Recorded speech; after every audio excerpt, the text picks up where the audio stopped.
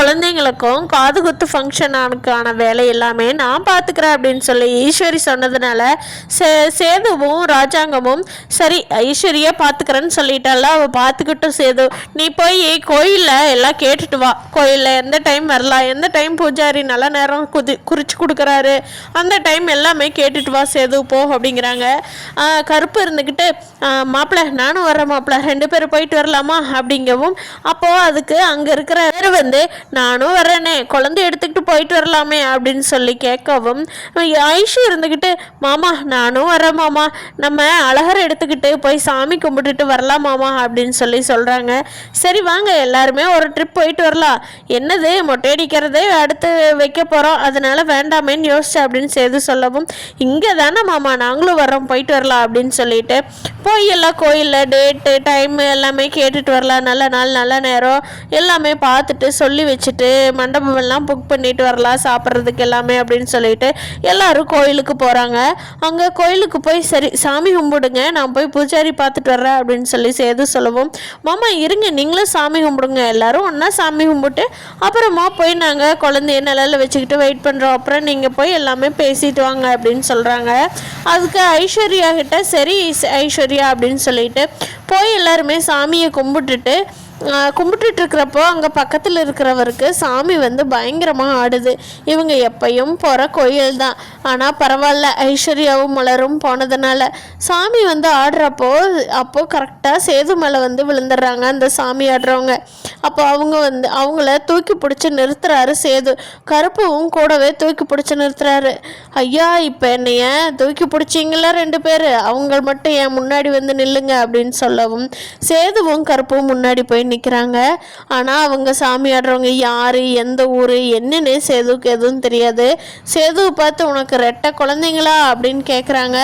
ஆமாம் சாமி எனக்கு 2 குழந்தைங்க தான் அப்படிங்கிறாங்க. ஒன்று ஆஸ்திக்கு ஒன்று அந்தஸ்துக்கு ஒன்றா அப்படிங்கிறாங்க. ஆமாம் சாமி ஆமாம் எனக்கு 2 குழந்தைங்க தான் அப்படிங்கிறாங்க. ஆமாம் நீ என்ன 2 பொண்டாட்டி கல்யாணம் பண்ணிட்டியா அப்படின்னு சொல்லி கேட்கவும், சாமி அது வந்து அப்படிங்கிறாங்க. ஆமாம் தானே அப்படின்னு கேட்கவும், ஆமாம் சாமி அப்படிங்கிறாங்க. ஏன் ஒரு பொண்டாட்டி கல்யாணம் பண்ணி குழந்தை பெற்றதையும் அவளை பிடிக்கலையா அடுத்தது கல்யாணம் பண்ணுன அப்படிங்கிறாங்க. சாமி அதெல்லாம் ஒரு பெரிய கதையாகி போச்சு சாமி, உங்களுக்கே தெரியும் தானே நான் என்ன சூழ்நிலையில் எப்படி கல்யாணம் பண்ணுனேன்னு அப்படிங்கிறவும், எனக்கு தெரியும்டா நீ கல்யாணம் பண்ணாமல் கூட சமாளிச்சிருக்கலாமே, எதுக்கு இப்போ கல்யாணம் பண்ணுன, கல்யாணம் பண்ணியும் பிரயோஜனம் இல்லையே, நீ தனியாக அந்த பொண்ணு தனியாக தானே வாழ்ந்துக்கிட்டு இருக்கிறீங்க, இதுக்கு எதுக்கு கல்யாணம் பண்ணுன அப்படிங்கிறாங்க. சாமி அது வந்து என்னோட பழைய வாழ்க்கை என்னால் மறக்க முடியல, அதனால தான் அந்த பொண்ணு கூட இன்னும் சேர்ந்து வாழாமல் இருக்கிற அப்படிங்கிறாங்க. இனிமேல் என்றைக்குமே சேர்ந்து வாழாத, அந்த பொண்ணு நீ கல்யாணமே பண்ணலை, உனக்கு நடந்ததே ஒரு திருட்டு கல்யாணம், அந்த கல்யாணத்துக்கு அந்த பொண்ணு சொன்னது அதை விட திருட்டுத்தனமான பொய், உன் பொண்டாட்டி மேலே தப்பில்லையா தப்பில்லை, உன் பொண்டாட்டி சொக்க தங்கம், அவளை விட்டுட்டு நீ இவ கூட வாழக்கூடாது, அப்படி வாழ்ந்தினாலும் உன் வாழ்க்கை அப்படியே பாதாளத்துக்கு போயிடும், வாழாத வாழ்ந்துராத, வாழ்ந்திருக்கல இது வரைக்கும் நீ இனிமேலும் மனசை மாற்றிடாத, உன் வாழ்க்கை பாதாளத்துக்கு போயிரு, அந்த பிள்ளைக்கு துரோகம் மட்டும் பண்ணுன உங்கள் வம்சாவளியே நிலைக்காதுப்பா நிலைக்காது அப்படிங்கிறாங்க. அப்போ அப்படியே கருப்புக்கு சேதுக்கெல்லாம் பயங்கரமாக பயமாயிருது.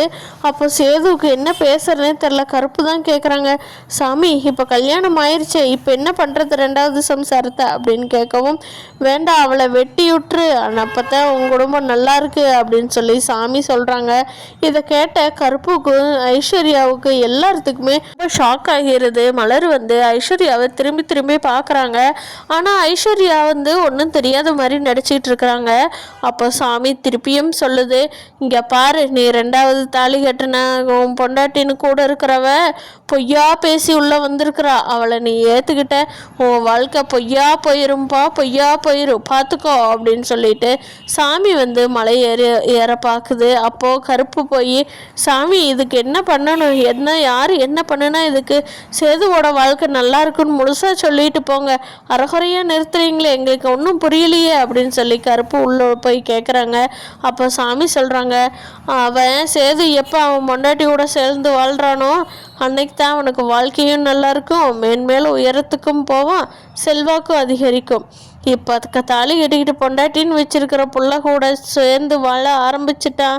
அவள் வாழ்க்கையை அதெல்லாம் பாதாளத்துக்கு போயிரு. இது யாருனாலையும் மாற்ற முடியாது. இது உண்மை உண்மை 100க்கு 100 உண்மை அப்படின்னு சொல்லிட்டு அப்படியே சாமி வந்தவர் மயக்கமாகி கீழே விழுந்துடுறாங்க. அப்போ பக்கத்தில் இருக்கிறவங்களாம் அவரை தூக்கிக்கிட்டு போய் தண்ணி தெளித்து அவர் முழிச்சிடுறாரு. முழிச்சிட்டு நார்மலாக எப்பவும் போலயே இருக்கிறாரு. சாமி சொன்னதை கேட்ட சேதுக்கும் ஐஸ்வர்யாவுக்கும் எல்லாத்துக்குமே ஒரு மாதிரி சங்கட்டமாக ஆயிடுது. ஐஸ்வர்யான்னு நினைக்கிறாங்க, ஐயோ நம்ம சொன்ன பொய்யெல்லாம் சாமிக்கு தெரிஞ்சு அந்த தமிழ் பாவம் சொல்லி சாமி இப்படி சொல்லுதா அப்படிங்கிற மாதிரி யோசிக்கிறாங்க. அப்போது ஐஸ்வர்யா அது எதையுமே வெளியில் காட்டிக்கல. நம்ம எதுவுமே காட்டிக்க வேண்டாம், சாமியா இல்லை இவங்களா முடிவு பண்ணட்டும், அப்புறமா பார்த்துக்கலாம் அப்படின்னு நினச்சிட்டு விட்டுறாங்க. எல்லாரும் காருக்கு போய் வீட்டுக்கு போனதுக்கப்புறமா வீட்டில் இருக்கிறவங்கெல்லாம் கேட்குறாங்க, என்ன சாமிகிட்ட நல்லா பார்த்து கும்பிட்டிங்களா, எப்போ வர சொன்னாங்க என்னங்கிறதெல்லாம் கேட்குறாங்க. அப்போது டீட்டெயில் எல்லாம் சொன்ன சேது அமைதியாக போய் ரூமில் உட்காந்துக்கிறாரு. அப்போ ஐஸ்வர்யா என்னமாம்மா ஒன்றுமே பேசாமல் அமைதியாக உட்காந்துருக்கீங்க அப்படிங்கிறாங்க. அது ஒன்றும் இல்லை ஐசு, இன்னைக்கு கோயிலில் சாமி சொன்னதை பற்றி தான் யோசிச்சுட்ருக்குற அப்படிங்கிறாங்க. என்ன மாமா என்னை விட்டுட்டு நீங்கள் அந்த தமிழோடவே வாழலான்னு யோசனை பண்ணுறீங்களா அப்படிங்கிறாங்க.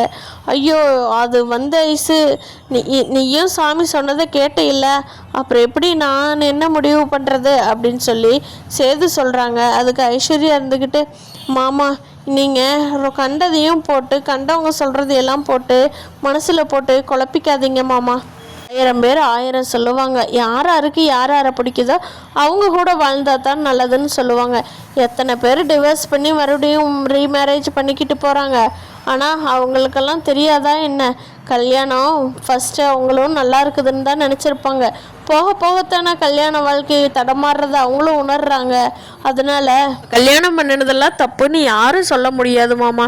இதெல்லாம் இப்போ எல்லார்த்த வாழ்க்கையிலையும் சாதாரணமாக நடக்கிறதான் செகண்ட் மேரேஜ் எல்லாம். என்ன அது யாருக்கோ சாமி சொல்லுச்சு, ஏன் அந்த சாமி வந்தவர் தமிழுக்கு வேண்டப்பட்டவராக கூட இருக்கலாமில்ல, உங்களுக்கு ஆகாத ஆளாக கூட இருக்கலாமில்ல. நீங்கள் எத்தனையோ இடத்துக்கு போகிறீங்க, நீங்கள் அவங்களுக்கு ஆகாத மாதிரி பதில் சொன்ன யாரோ ஒருத்தரும் கூட அப்படி மனசுக்குள்ளே வச்சுக்கிட்டு சொல்லலாமில்ல. அன்னைக்கு மாதிரி உங்களுக்கோ இல்லை கருப்புக்கோ சாமி வந்தால் தாமாம்மா அது உண்மையான சாமின்னு நம்ம நம்பணும். இதெல்லாம் வேணும்னு கூட சொல்லுவாங்க. நம்ம இதை வச்செல்லாம் நம்ம ஒரு கணிப்பும் போட முடியாது மாமா அப்படின்னு சொல்லி ஐஸ்வர்யா இங்கே சேது கொஞ்சம் குழம்பி இருந்தாலும் அதை சரி பண்ண பார்க்குறாங்க. ஆனால் இப்போது வர வர ராஜாங்கத்துக்கும் ஒரு மாதிரி மனசு ஒரு மாதிரி கஷ்டமாகவே இருக்குது. தமிழ்ச்செல்வி விட்டுட்டு இந்த மொட்டையடிக்கிற ஃபங்க்ஷன் பேசினதுலேருந்து ராஜாங்கத்துக்கும் ஒரு மாதிரி தமிழ்ச்செல்வியை விட்டுட்டு பண்ணுறதுக்கும் மனசு வராமல், ஆனால் தமிழ்ச்செல்வி இல்லாத வீடு மாதிரியே இல்லைன்னு சொல்லி ராஜாங்கத்தோட தெரிஞ்சவங்க ஒருத்தர் அப்படித்தான் சொல்கிறாங்க.